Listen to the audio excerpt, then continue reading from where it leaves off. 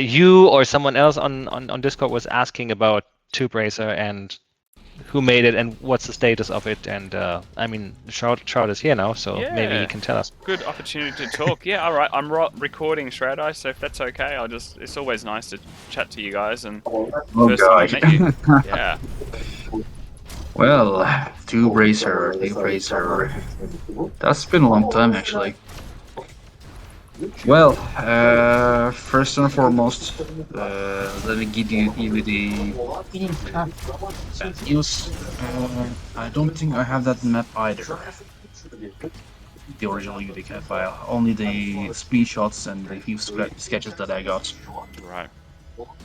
So, if I would do that map again, right, I would have to start from scratch, I guess. From scratch, right? Okay. Because I really enjoyed looking at your design work that you did by hand. You know, like the thought process through it all. It's really cool. It's almost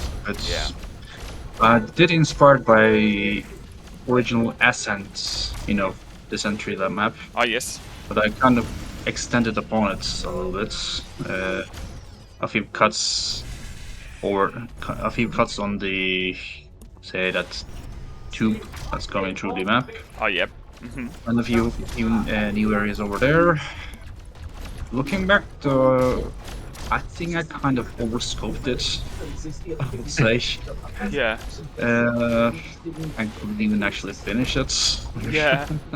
I was really excited when I was looking at it though. I thought you got some fantastic ideas, like the feel and the flow.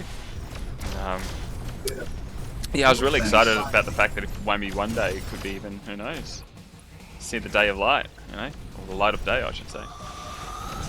Probably Tube Racer version 2. A version 2, yeah. Nice. I don't even remember what Tube Racer looks like. I know that it exists, and I saw it back then, but I don't even remember what it looks like, or why it's not part of my archive, because I have all the other maps. So, the name Tube Racer, was it meant to be a racing map of sorts? I don't actually remember what your idea was with that map. The name Tube Racer came from... it came from Descent 3 actually. Ah. If you nice. you know what Tube Racer does in Descent 3, right? I've never played that map, but I love Descent 3, and I've played it a lot. Yeah. It's not a map in Descent 3; it's a cheat code. It's a cheat code. Okay. Right. Oh, interesting. Yeah. Yes. Well, basically what it does is that it just damages your ship by 210 shields. Right. Okay, it just kills you. Yeah. But Okay. it's there, and it's Tube Racer, and I think I put up some railway tracks, and I was like, hey, if it'd be cool to have some metro trains running through. It's tubes racing around, Tube Racer. The naming, I wasn't exactly thinking too much about names. Right. I should never do it. Yeah. I kind of name things after I kind of finished them. Ah. Okay, so you didn't have the idea. I'm going to make a map and name it for the purpose of the map itself, like it's a racing map or something. You just made the map and then you thought, well, what's a cool name for it? And then you remembered this cheat code. That's how it got the name, right? That's a cool story. Yes, that's all I do. Because if I name something, then I think of it's kind of starts limited. And I was like, I build something, I'll just get the feel of it, and maybe I name it after something. Oh. Cool. Yeah.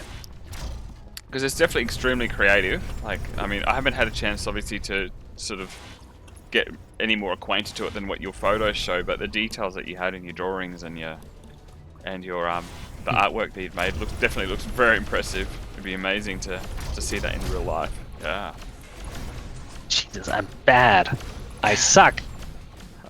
But good to see that more people are joining. We're now 4 people. Yeah, so that's cool. That's So Null recommended number of players for this map. Yeah, so Nullixi, he's actually from Finland, and the word Nullixi Yeah. means in Finnish to become a teddy bear. So he's actually playing from Finland at the moment. But there's And a he's single also- word for this. Yeah, that's what he And is. he's also a fellow Descent Ranger, aren't you, Nalexi? Is he on? Yeah, I remember you, ShroudEye. Oh, there he is Yeah, in Red voice Dragons. chat. Yeah, g'day. Hey, Terve. yeah. Mites kuuluu? Right, now you guys can talk in Finnish. Yeah. Yeah. Maybe. Yeah, Descent Rangers. I'm from the Red Dragons. What about you, Nalexi? I think you were too. I don't remember. I was in the green squad first. Okay, well, it's been a while. Yeah, it's been a while I've played anything anyway. I'll be back in a second. Yeah. No worries. Right, I don't remember you playing even when Descent Rangers was. That's the thing, actually. Do you know who you just mentioned him? But the Lunar Outpost map, which is for anyone who doesn't know, which is level 1 from Descent 1. That is the only map that I have that is a 1-to-1 copy of the Descent map, and I believe it was converted. I believe it was not rebuilt in UDK. It was actually converted from the original file, Descent file, into UDK, and I would still want to know who did that? Who did that conversion, and what tool did they use? Because I don't know of any tool that can do this, unless maybe they programmed their own. Do you know anything about this? I would say it should be Brian, I think. Oh, Basman, Basman, the guy who made yeah, this. yeah, Blasvano, yeah. You know, he was your only mapper at the time before I joined in with. That was way before you made Vertigo. Vertigo was the first map, and Brian also made that. Brian came up with the main design of Vertigo, the map that we're currently playing. Yeah, that's true. Before that, he may have been the one to make Lunar Outpost. Yeah. Wonder how he did it though. If I recall, he did build the Lunar Outpost map, and he Jesus, friend man. he also divided the map into, say, some sections. Yeah, he did. I have several files. I wasn't versed in UDK back then, so I was like, well, how did they do that? And it was like some sort of partitioning between all the sectors.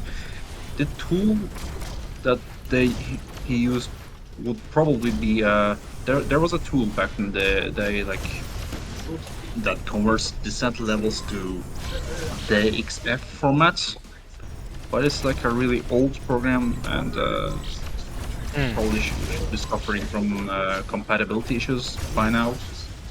Yeah. I don't know if you can even open it in modern Windows or something. However, currently, few tools, like even the DLE, the Descent Level Editor, and a few third-party tools made by Overload community for Overload Level Editor, they do convert those maps into, say, 3D models. Ah. Right. Yeah, I mean. So, you were mentioning about some kind of a tool to convert overload maps into UDK brushes. That's not a tool. That's something I'm I mean, working on. You're planning to do so. Nah, I'm not planning. I'm curious. working on it right now.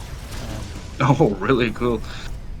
So, I spent a few hours today on this. So yeah, really working on it. I'll see. Okay, then Tube Racer 2.0 is kind of feasible, to say, max. Well, Hint, hint. so yeah, maybe it's something that is of interest to everyone here. Before I say anything, do you want to change servers now when this is over? Yeah. The D-Max one. You have lost the match. Okay, so we all go and grab DMAX's address from IP address from Discord and rejoin Yeah. his server. Yeah. Yeah. Way that I understand it, but don't know. I just think I understand that's how it goes. Overload runs on Unity, and in Unity Yeah. you can have meshes and lighting and navigation and robots and stuff. But they have an external level editor that is not Unity. It's just an external application that they Yeah. use to make the level geometry from cubes, just like Descent. And then you can also place decals in there, which is meshes, decorative meshes. You can also place lights, as far as I know, and robots. And then when you export that level from the editor into the game, it gets converted into a Unity map. And that Unity map then has all of this information in it. So it is a fully working map. That is not what I'm planning to do. I'm planning to use the Overload level editor only for geometry because it is hard to create geometry in UDK. The tools are not Really great. is. And Overload is apparently a well-known level editor for people who make maps in the 6DoF space. So they know this editor well, and it is clearly more suited to the task. So I thought it makes sense to convert from an Overload map to a UDK map by converting the cubes that the map is made out of into brushwork in UDK. And that's all I care about now. I don't care about textures or lights or robots or pathing or something. I only care about the geometry for now. You can do more stuff than that, but it's also a bit limited. So yeah, there are limits. So, but for now, I still have to figure out how to convert it. I mean, I have converted it by hand. I made a few cubes in the Overload editor and converted them by hand by typing out text from one file into another and converting it in my head. And it worked. So now I just need to write a script that does it for me. Yeah. So that is definitely possible, which means I know that there's apparently another script or tool or some kind of converter that can convert from Descent to Overload. So if you wanted to have a Descent map in SolC, you could go convert from Descent to Overload and then use my script to convert from Overload to UDK. And then you would have a Descent map in UDK. There's currently two editors for that. First one is the OLE or Overload editor, and there's DLE or Inferno editor, which is for Descent. Yeah, Those two but are for Descent. I don't really understand what Inferno is. Inferno is like another engine that Descent runs on, right? So it's like a source port. Actually, it's apparently a bit of both, and it's still a work in progress. It's like it started off as a, if I understand correctly, it started off as a new editor for Descent levels for both Descent 1 and 2. Yeah. But a bit of few more bells and whistles on than the other than the DLE. And now it is also a game engine which also runs Descent 1 right now. Albeit a few features are still missing or buggy. In fact, I just played it a little bit just a few minutes ago before I joined. Okay. Yeah, I only played single player, which is most of what I care actually. I was on their website and I saw screenshots and it looked kind of cool. And they made it sound like it's not a normal source port. It's more like a remaster or whatever you want to call it of Descent 1. That's how they advertise it. And I was wondering, how are they not getting shed on by Interplay for doing that? Like we did. That rings a bell. That rings a bell. I mean, I don't care. It's fine by me, but I'm just wondering why Interplay didn't interfere with that, because they're clearly using Descent to advertise this or whatever it is. PXX preferred, or let's say, Yeah, but those are source DLE. ports. You still need to have the descent. You need to have the game descent and the files from it to play it in GXX or well, something. And you as far also- as I understand it, Inferno, they remastered all the assets, so they made new assets for everything. They basically, remastered the descent still need assets, to- and they are distributing it, sorry, by the which way, is but copyright infringement. it is. You still need the original Descent to run it, though. Say Oh, to play the full Descent, you have to again pull the hog and pig files of Descent's original files and have to place them in. If you don't have them, it defaults to the shareware version of it, just separate. okay. So I think they kind of endorsed it like this. Okay. They still require you to purchase the full game, so probably that's the thing. As for us, I'm not a legal guy, but that was an interesting day. But well, Sol Contingency has born that day, basically. Yeah, it was. So people have kept asking, what did ShroudEye actually do for SolC? And I said, well, he came up with the fucking name for the game. I mean, Oh wow. you know, that's Really? it's important. That's cool. Yeah, I told you this 3 times already that ShroudEye was the one who came up with the name Sol Contingency, It's good because to we hear that we went again, through yeah. a ton of names, I and just nudged you. I don't. I think there was also Sorry. like a poll, like we had 5 names or maybe 3, and we were trying to find out who, which name was the most popular, and it became Sol Contingency. Yeah. I kind of nudged you in there, man. Actually, the Sol Contingency was already there. Like it was like It was. Descent to Decay, Yeah. colon Sol Contingency. We were like, hey, this is taking place on the solar system, and we were planning to do this. So hey, let's come up with something. Descent to UDK, Sol Contingency. Descent got lawsuited, so slash the descent part, Sol Contingency. I kind of just nudged you in there, but thanks. I don't remember it that way, and actually your name is in the credits of the application. Saying you are responsible for giving the game its name. So I don't know. I'm honored then. Just accept the honor. Yeah, Max, you are the project leader in that. You know the details better than me. Of course, I accept honor. There's one other thing that I wanted to discuss with you, Razor. I don't remember. Finish the Razor too. There, yeah, not that. There are 2 things that I'm. Oh right, here's the thing. Regarding new maps. Yes.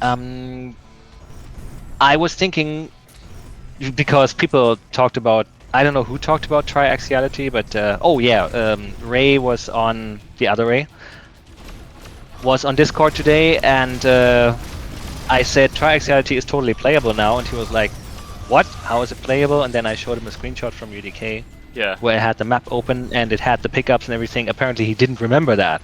He did not remember that he continued working on this map when he was part of our team and he had access to our code and our assets. But he did, and the map is actually, well, it's a full map, and it has working collision, and it has working doors, and it has pickups, so it might not be very balanced. It is also huge, so you could probably fit 12 people on there or something. Big MP. It's a big map. Might not be much fun with 4 people, but I was thinking that we could, if he agrees, that we could play the map together. Yeah. Yeah. So because it just sits there, so it's part of the map development kit that I released. So anyone who downloads UDK and installs the map development kit, they can look at triaxiality, but you can only look at it. You can play it in single player essentially, but if you want to play the multiplayer, that's a bit more complicated. So I was thinking I could get it ready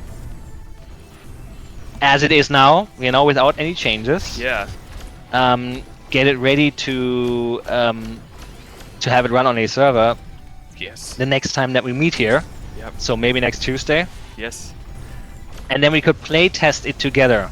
Yeah. As in, this is a map that is not done, that is in development. Either Ray will finish it or someone else will finish it at some point. That'd But be if we amazing. never play the map, then no one will ever know if it's actually a good flow or, you know, like if how well it plays. It looks cool, but does it play well? Yeah. a bit We like don't know beta until we testing. play it. Yeah, no one has played this map in multiplayer ever, I Yeah. believe. So maybe we can do this. Then I would get it ready. That would be really I cool. think And add a bit of a it buzz was too. I think it was his first map too, if I recall. It was his first. Well, he made the map in UDK before he joined our team, and he had no access to our code because our game was not ready. So he made the map with the UDK stock assets without being able to fly through it. He could only walk through it or, well, fly through it in the editor, but he didn't have our game to play the map in. Right. So he basically made it the way that he imagined it would be played. But then when he joined our team, he kept developing the map. He made the map much larger, and he, well, added our pickups. So the map is really playable. And I'm wondering why he's so surprised by it, because maybe he just forgot, yeah, that he did this. It's been a while, so probably is. It has been a long time. I mean, it's I about I was 10 surprised 10 myself years, when I isn't opened it for the first time. Sorry? Sorry? Again? It's about 10 years, isn't it? Yeah. Yes. Well, we released the game in 2016. Yeah. He must have worked on the map before he started Icebreaker, and Icebreaker was developed over a year or so. So I guess in 2015 or 2014 he stopped working on Triaxiality. So yeah, 10 years for sure. I myself was surprised when I opened it for the first time, like a week ago. I looked at it, I was like, oh, this map is much bigger, and it has all our custom pickups and stuff. I didn't remember it myself. Right. So yeah, so this is like the only map that is part of the map development kit that you can really play. The research station map, the big space station thing, Yeah. that is also, in principle, you can play it, but you can clip through walls, and it's unfinished. Yeah. Wasn't that a test map? It was supposed to become a real map for if we were like, assume that the game blows up and it gathers hundreds of players, then you want a map that can hold more than 8 or 16 players. So the idea was to make a map that is really huge, that can hold up to, I don't know, 64 players at the same time. And where you can also go outside into space. Yeah, kind of. I think that was the idea, to make it more massive.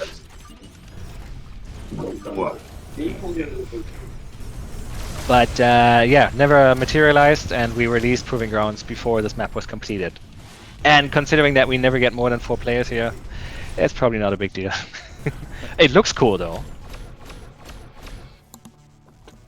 It's a cool looking map. So the peak was like four players or something, median. No, I think Ray mentioned that at some point there were 7. Is that right? Razor? He's probably. I think he's AFK or something. Yeah, so he's Like on stop mic. flying too. That's not smart for sporty. Actually.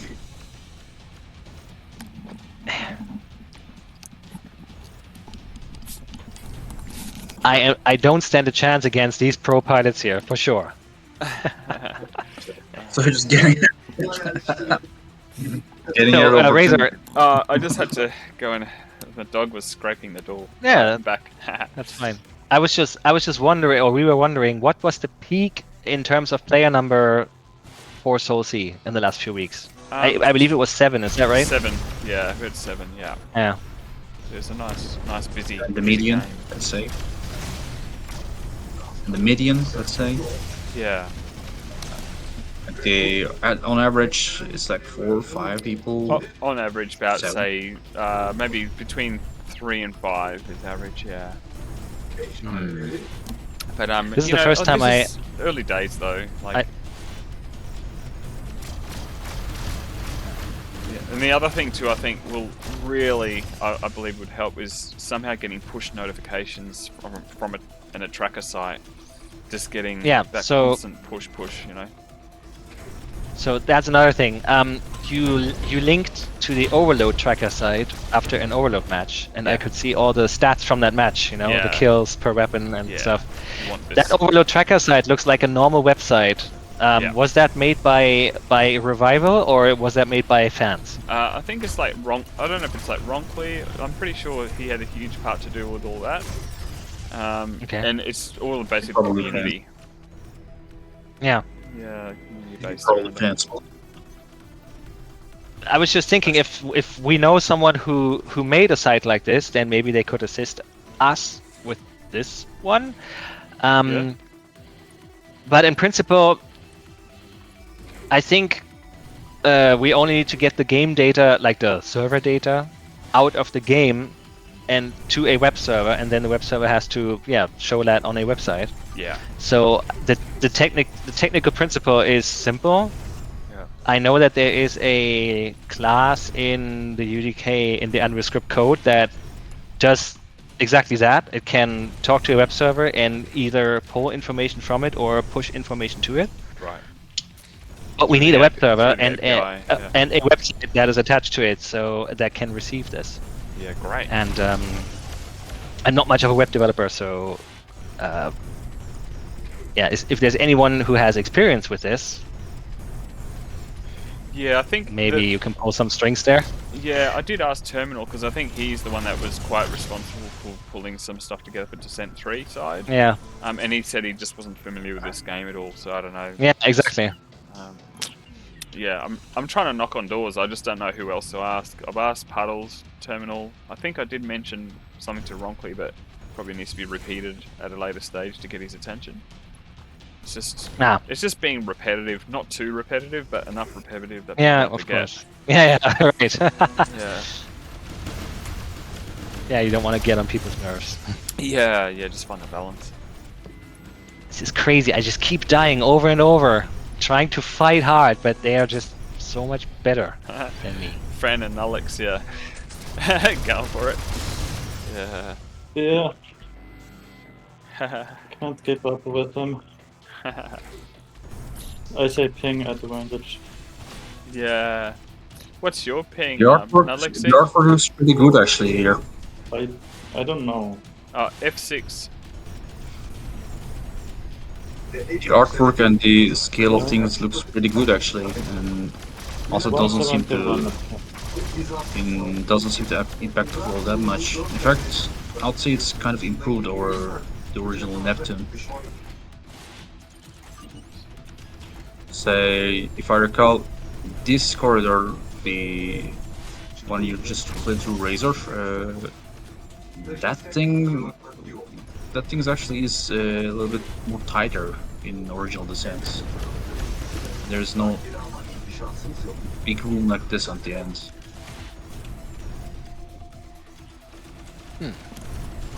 I didn't even know the original. It's basically I only know this version.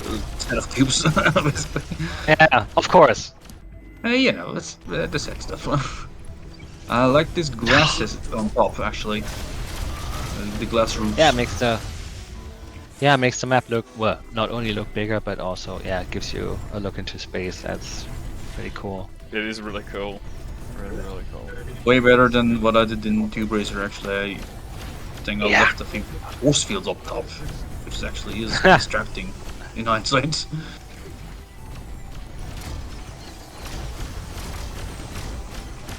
You know. Jesus, those drones.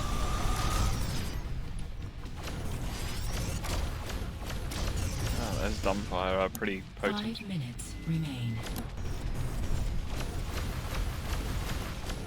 Die already! I can't hit him. He's too good.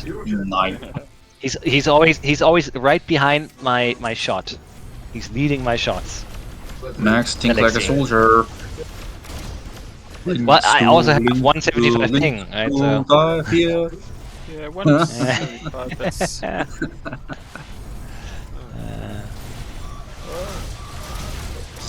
Think like that, those guys, and just do it.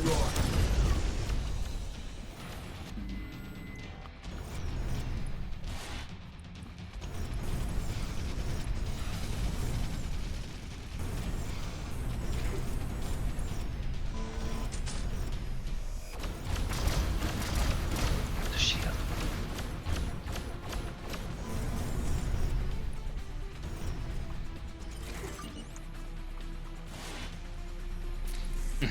Oh, Is that a flare? By the way, that you're using to open the doors? You can use flares to open doors, and you can also Yeah. use them to evade I know that, evade but seekers. I know that, but they look like missiles actually. I was like, what? why is shooting so the missiles? flare I is a was like, bit, why is shooting bit missiles too on the fast. doors? So big, so big.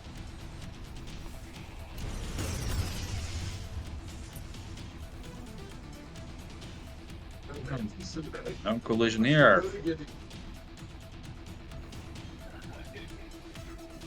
Did that players lose their collision? I guess. 3 minutes remain.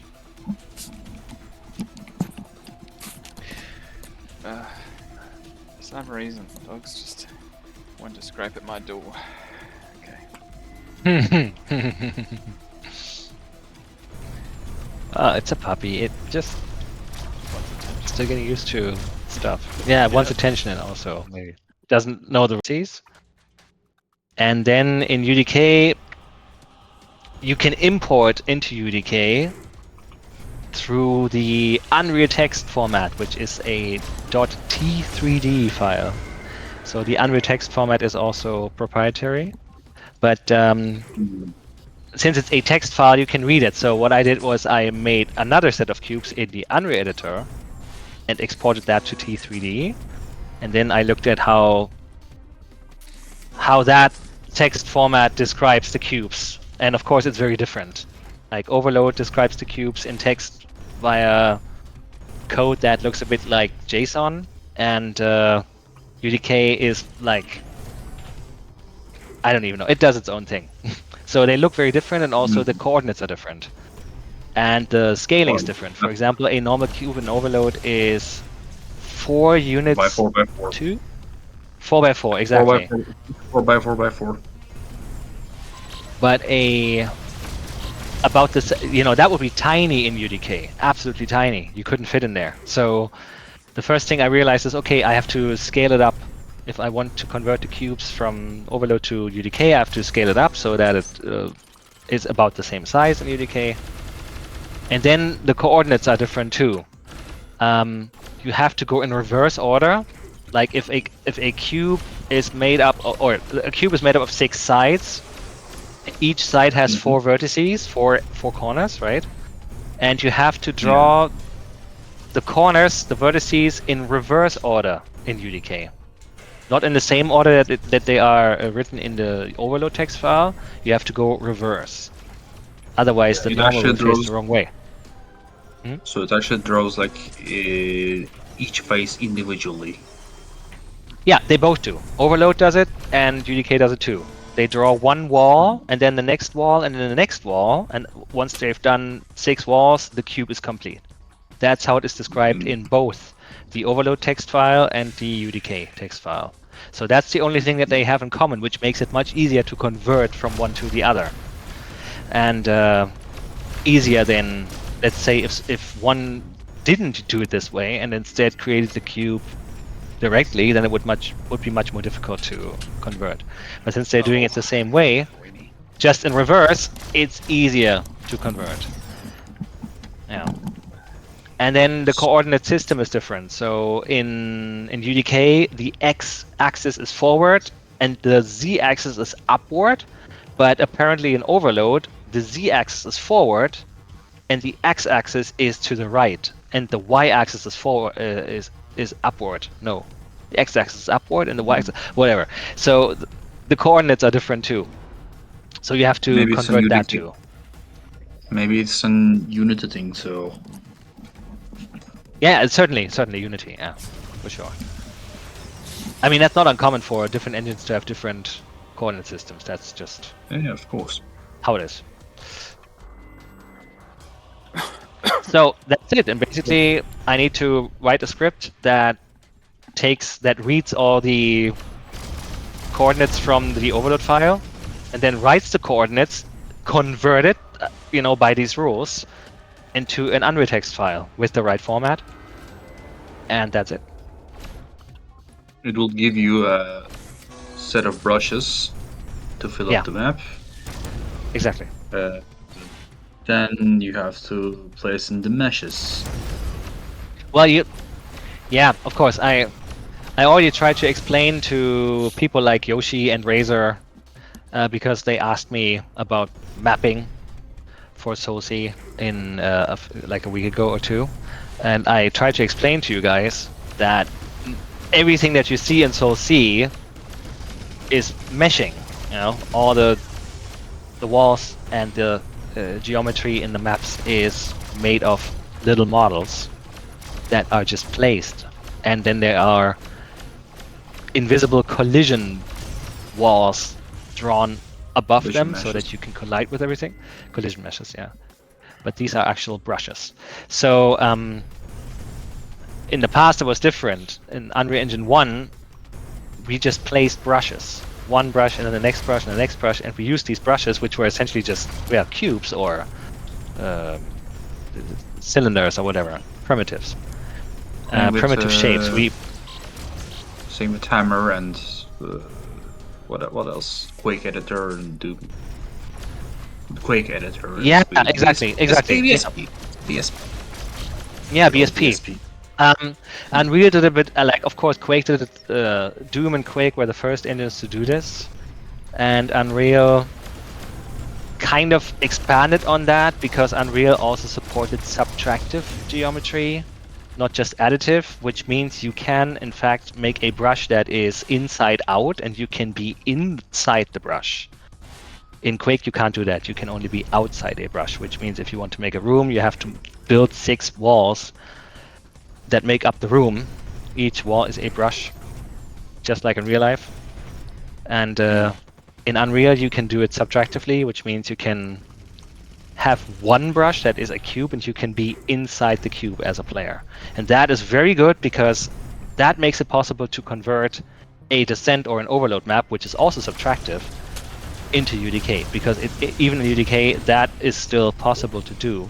But what we're playing now is not that. What we're playing now is a map that is not even made of brushes. It is just made up of all kinds of meshes, which were modeled in a modeling application like Blender or 3D Max or whatever, which makes it more complicated to, if you want to make a SolC map that looks like this, that we're currently playing, then you have to go in UDK and you have to start placing your meshes from the ones that are available.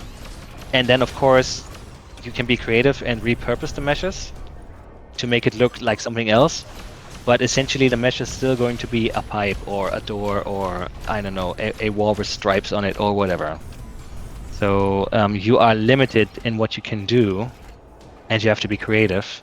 And it's not just, I'm going to make a cube and attach another cube and then another cube and boom, there's my map. It's not that easy in UDK. Yeah. And I'm hoping that by enabling anyone to use the overload editor to make a level out of cubes and then importing those cubes into UDK, that you can quickly make a level that you can play, because it might not look great because it's just a set of cubes, but it will play just as well as in Overload. And then you can still add meshes and textures and lights and whatever. You can do this in UDK and make it prettier, but the basis for it can, of course, be a set of brushes. Why not? In the past, I would have said no, don't do this, because brushes are much more. They eat much more performance. They have So to like the level might go not be. through the CPU, right? Yeah, the It CPU has to work a lot runs harder the, to. Yeah, it still runs the BSP tree, I guess. Like, it has to like determine which is being seen by the CPU. Then CPU sends that information to GPU, which Exactly. actually draws it. But with the static meshes, GPU just draws them. Exactly. Although, I guess the only reason for why that is such a performance penalty is that we don't have Viz in Unreal. I suppose. I'm not sure. But in Quake, you have Viz, which is a process that you run over the map, which will optimize the BSP tree and make it more performant again, so that the engine doesn't draw the whole level at the same time, even though you can't see the whole level at the same time. That's what Viz does in Quake engines when you compile the map. But in Unreal, you don't even compile the map. You just build it, you build the geometry, and that's it. So because there is no compilation involved, unlike in Quake, I suppose that's why brushes in Unreal aren't very performant. But we are talking about maps that are not going to be very big usually, and we're also talking about Unreal Engine 3, which runs on a potato these days, because it's been over 10 years. The engine is old, and it runs really nicely on modern hardware, even if your hardware is middle of the road. And I suppose making a map out of brushes is going to be just fine unless you go overboard with it. Or At least it's an easier way. Blocktober submission, basically. What? Sorry. Blocktober? Yeah, it's like an event where you post basically block In out October? levels. Yeah, Ah, Blocktober. That's Ah, nice. hey, Razor, I have an Hello. idea for an event in October. Nice to meet you for a while. Come on, Max, you have Oktoberfest yourself. Sure. No. I'm from Berlin. We don't have that here. Well, it's not true. We have that here too because tourists brought it here. Oktoberfest is a Bavarian tradition. What would I know about it? See, that's one thing that people, internationally, lots of people who've never been to Germany, they think that Germany is like Bavaria. Bavaria is one of the 16 states that Germany is made up of. Bavaria has, it has the bratwurst and sauerkraut, and it has the traditional outfits, and it has Oktoberfest, and all of that is Bavarian tradition.